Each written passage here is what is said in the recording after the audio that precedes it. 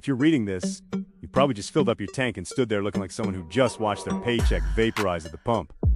Relax, take a breath. Because what I'm about to tell you is going to save you a ridiculous amount of cash every single month. And the best part, it costs you absolutely nothing to apply. The average American throws away at least 20% of what they spend on gas every month. Every single month. That's not an exaggeration. It's not some influencer. It's physics, engineering, and your own habits teaming up against your wallet. Today, I'm going to show you 13 mistakes you're probably making with your car without even realizing it. Mistakes that kill your fuel economy, destroy your engine, and keep your mechanic on a first-name basis with you. And the number one secret on this list is the one that drains the most money out of American drivers. And I bet you've never heard it explained the right way. If you're watching this right now, hit that like button and subscribe to the channel. It seriously helps this content reach more people who are also bleeding money without knowing it. Drop a comment down below. What's your car and what kind of gas mileage are you getting? I want to know. Let's get into it. Tip number 30. You're paying for premium gas, and you don't need to. This is probably the most expensive and most silent mistake on the list. There are people out there who grab the premium nozzle without even blinking like it's some kind of status symbol. My car deserves the best. Buddy, your car doesn't have an ego. It has technical specifications. Premium fuel isn't better the way you think it is. It's simply high-octane gasoline. In the US, regular unleaded sits around 87 octane, mid-grade is 89, and premium runs between 91 and 90. That difference only matters for engines with very high compression rate, turbos, or superchargers, where pre-ignition would actually be a real problem. If your owner's manual doesn't require premium, you're literally pouring money into the pump and watching it disappear. Independent studies have shown that for cars that recommend but don't require premium, there is zero measurable difference in power, fuel economy, or engine protection. Zero. None. Zilch. The only difference you feel is your wallet quietly crying while you convince yourself you're doing your engine a favor. Tip number 12. A dirty air filter is a silent gas thief. There's an old technical debate about this one. Some people say modern cars compensate automatically for restricted airflow.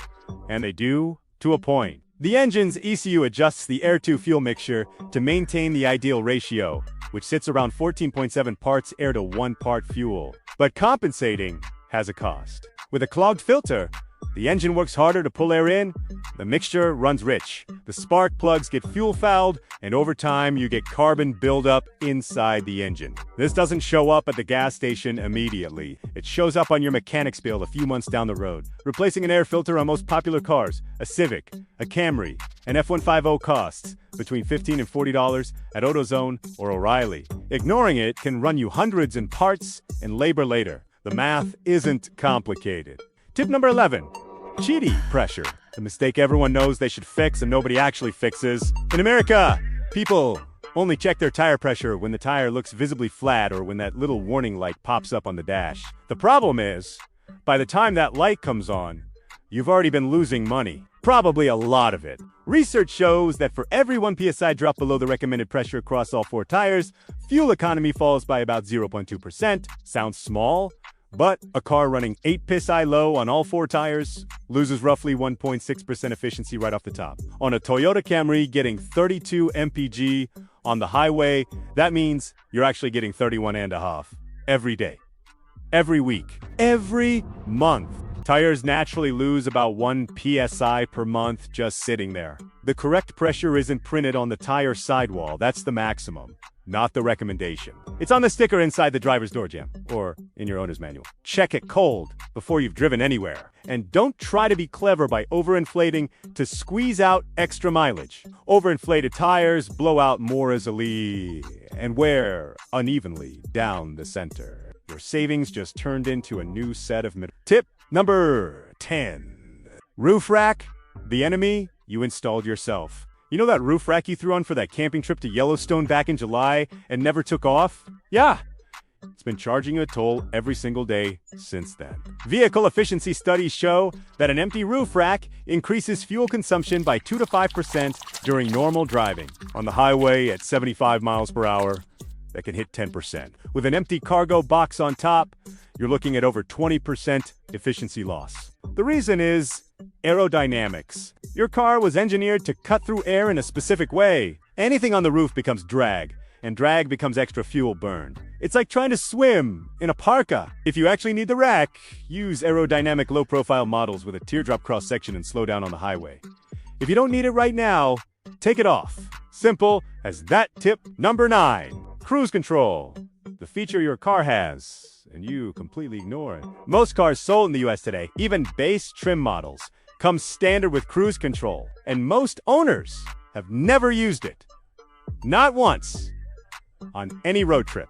That's money left on the table. Constantly varying your speed rhythm of accelerate, coast, accelerate, coast, that everyone does on an open interstate can increase fuel consumption by up to 20% compared to steady speed driving. If you're the type who hammers the gas and then brakes hard, the impact can hit 30%. Cruise control keeps your speed consistent without those fluctuations and genuinely saves fuel. Adaptive cruise control, which automatically adjusts following distance, saves even more because it smooths out acceleration and stop-and-go traffic. If you have this feature and aren't using it, you're paying a premium for every mile driven out of pure laziness to push a button. If you've got cruise control in your car, drop a comment below. Do you use it religiously, or did you forget it existed? Seriously, I want to know. Tip number 8. Idling the engine.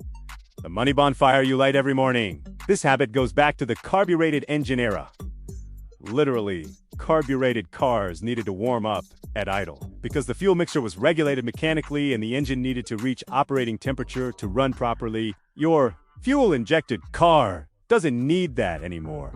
A modern engine reaches its ideal operating temperature much faster when you drive gently away than when you sit in the driveway letting it warm up. Manufacturers recommend no more than 30 seconds of idling before driving off, and that goes for January mornings in Minneapolis, too. Practically speaking, an average engine burns between 1.25 gallons per hour just sitting there running. Sounds minor, but if you let your car warm up for 5 minutes every morning for a year, you've dumped nearly 5 gallons of gas for absolutely nothing. And prolonged idling also deposits carbon buildup, corrodes the exhaust system, and wears the engine with zero benefit. Sitting in the school pickup line, waiting for someone outside Walmart, stopped in traffic for more than 15 seconds. Shut it off. Your engine will thank you. Your wallet definitely will. Tip number 7. The right oil makes a real difference, and a lot of people are using the wrong one. This one goes against conventional wisdom for a lot of folks. Most people think the thicker the oil, the better the engine protection. Imani Kazistiner is actually better. Lower viscosity oils circulate faster, reduce internal friction, and make the engine work less, especially when cold. An engine that works less burns less fuel. The average improvement is somewhere between 2 and 3% in fuel economy, which over a full year adds up to a meaningful number of gallons. For example, if your manual calls for 5W30 and you switch to OW20, you may see a real improvement. As long as you're using a full synthetic of good quality, thin conventional oil doesn't protect the same way. The catch: on brutally hot days, think August in Phoenix hitting 115 degrees, very thin oil may not provide enough protection under high load. The smart play is to match your viscosity to your climate. Thinner in winter in the northern states, slightly heavier for summer in the Sun Belt. Before you change anything, check your owner's manual for the manufacturer's recommended Don't just wing it based on what your buddy at the shop told you. Tip number 6. Drafting behind semi-trucks, the tip that actually works and could get you killed. This is the most controversial one on the list, and it needs a serious warning up front. This is illegal on most US highways and is extremely dangerous. I'm talking about it because understanding the physics matters, not so you go out and do it. Driving very close behind a large semi creates an aerodynamic bubble called a slipstream. The vehicle behind encounters dramatically less wind resistance and burns far less fuel. Engineering tests show that at 10 feet, fuel savings can hit 30%. HI 20 feet, 20 to 25%. At 100 feet, you're still looking at 5 to 10%. The problem? At 10 feet behind a moving 80 Mueller, you have less than half a second to react if they brake. There is no human reflex fast enough. It's practically a guaranteed serious accident. The safe following distance on a US highway, based on braking standards, is between 200 and 300 feet, depending on speed. At that distance, the aerodynamic benefit is 1 to 3%. The risk-reward doesn't add up. The next tip is a lot more sensible and surprisingly effective. Keep watching. Tip number 5. AC versus windows down. The debate that has ruined family road trips since 1978. This argument has killed more vacations than flat tires. And the answer, like almost everything in life, depends on context. Running the air conditioner forces the engine to power the compressor, which increases fuel consumption. On average, the impact is between 10 and 20%. On a brutal 100-degree day crossing Texas, that number can creep toward 30%. But here's the part most people miss. That's true at low speeds around town. In traffic, the aerodynamic drag from open windows is minimal. The equation flips completely once you're above 50 to 55 miles per hour. At highway speeds, open windows create turbulence that adds far more air resistance than the AC compressor ever would. Fuel economy studies confirm it. On the highway, AC with recirculation uses less fuel than driving with the windows down. And here's something almost nobody factors in. Extreme heat inside the cabin reduces concentration and raises accident risk. So it's not just about dollars per gallon, it's a safety issue too. The practical rule: city streets and low speeds, windows down. Highway speeds, AC on, with recirculation at medium fan speed. You don't need to blast it on max the whole time. Tip number 4. Your trunk became a storage unit and you're paying to haul it everywhere. Some people treat their trunk like an extension of their garage. Tools they haven't touched in 2 years. Gym equipment from their New Year's resolution era. A case of bottled water, an umbrella, a bag of old clothes for Goodwill that never made it there, and some swag from a corporate conference back in 2018. Every extra pound in the car increases fuel consumption. The widely used technical benchmark shows that an extra 100 pounds increases fuel costs by about 1%. That sounds small until you add up everything you're hauling around unnecessarily. That extra weight also beats up your suspension, brakes and tires, which wear out faster and need replacing sooner. What seemed like no big deal ends up being real money in parts. Clean out your trunk right now, keep what you actually use every week, and bring the rest inside. This is literally free and improves your fuel economy immediately. Tip number 3. Reading traffic ahead like a pro makes a real difference. That driver who guns it to close a gap and then stomps the brakes at the next red light thinks they're getting there faster.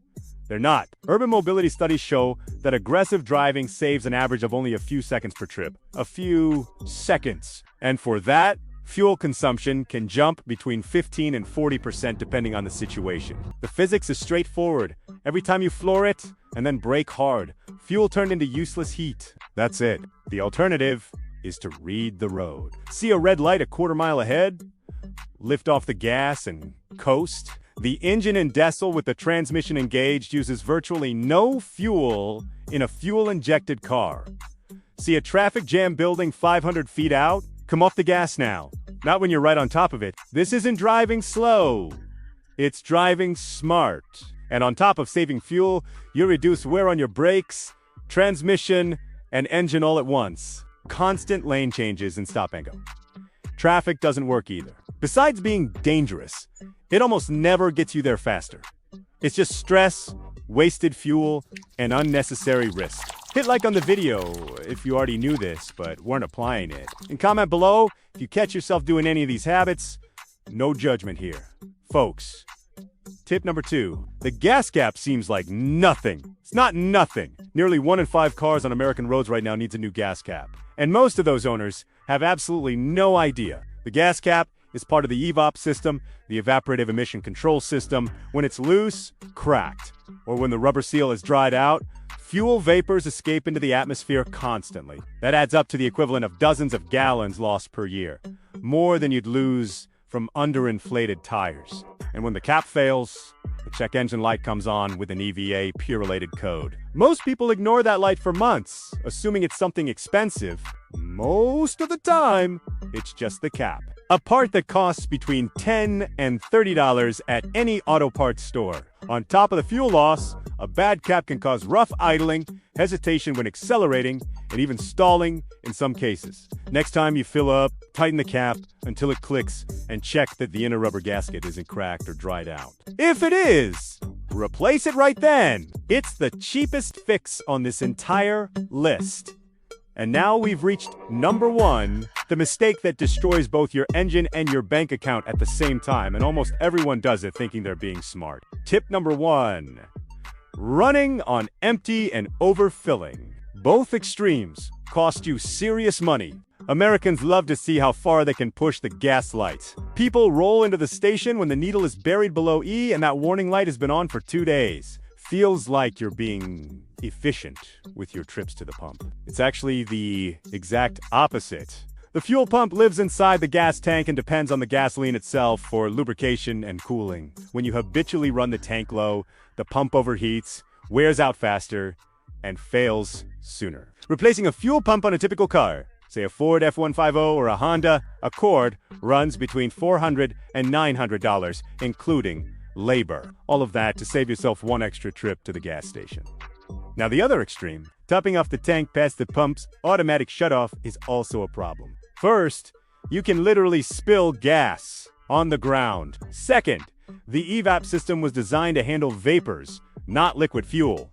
When you force past the click, you can flood that system. The result is check engine codes, a gas smell inside the car, hard starts, and a repair bill that can run between $500 and $2,000. The smart rule is simple. Don't let the tank drop below a quarter. And when the pump clicks off the first time, stop. Don't squeeze in a little more. Don't try to round up to the next dollar. Just leave it. Those are the 13 mistakes that are costing you money every month without you even noticing. Some just burn extra fuel. Others burn fuel and kill your engine at the same time. And the most frustrating part is that almost all of them are free to fix. Correct tire pressure, clean air filter, tight gas cap, empty trunk, cruise control on short warm-ups, right oil, no useless roof rack, and no unnecessary premium fuel. That combination alone represents real savings every single month. If this video opened your eyes to even one of these points, share it with someone you know who's making these mistakes. Drop a comment telling me which tip surprised you the most, and subscribe to the channel because the next video is going to show you what to do before every oil change to make your engine last way longer than expected. There are drivers out there who do this stuff, and putting 200,000 miles on the same engine is completely routine. There are drivers who ignore all of it and are pulling engines at half that mileage. The difference comes down to simple habits that nobody ever explains properly. See you in the next one.